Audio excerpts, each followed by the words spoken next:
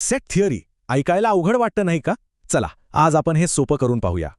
Okay, तर आपण set म्हणजे काय इथून सुरुवात करूया आणि मग हळूहळू पुढे जाऊया. याचं उत्तर एका सोप्या आयडियामध्ये आहे. गोष्टी एकत्र करणे किंवा त्यांचे गट बनवणे. गणितात सेट म्हणजे काय सोपं आहे. तुमच्या आवडत्या गाण्यांच्या प्लेलिस्टसारखंच वस्तूंचा एक संग्रह. आता सेट्सबद्दल बोलण्यासाठी एक सोपी भाषा आहे, काही साधी चिन्ह ज्यामुळे सगळं सोपं होतं. एखादा सेट लिहिण्याचे दोन मार्ग आहेत. एकतर सरळ यादी करा किंवा मग एका नियमाने त्याचं वर्णन करा. सेट्सचे पण प्रकार आहेत. काही रिकामे असतात, काहींमध्ये घटक मोजता येतात, तर काही तर अनंत असतात. बरं, सगळ्यात इंटरेस्टिंग पार्ट काय माहितीये? हे सेट्स एकमेकांशी कसे जोडलेले आहेत हे पाहणं. दोन सेट्सच्या युनियन म्हणजे काय? समजा दोन वेगवेगळ्या प्लेलिस्ट एकत्र करून एक मोठी प्लेलिस्ट बनवली. हे बघा, युनियनमध्ये दोन्ही सेट्समधलं सगळं काही येतं, काहीच सुटत नाही.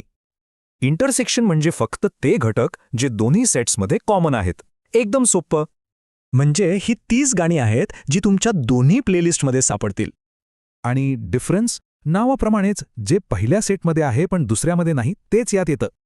म्हणजे बघा, इथे फक्त ए सेटचे युनिक घटक उरलेत जे बी मध्ये नाहीत. आता एक गंमत बघा, जर एक सेट दुसऱ्या मोठ्या सेटचाच एक भाग असेल तर त्याला म्हणतात सबसेट.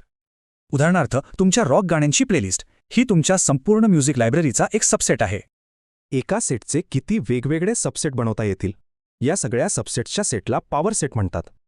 जसं की 2 घटक असतील तर त्याचे 4 वेगवेगळे सबसेट्स बनू शकतात.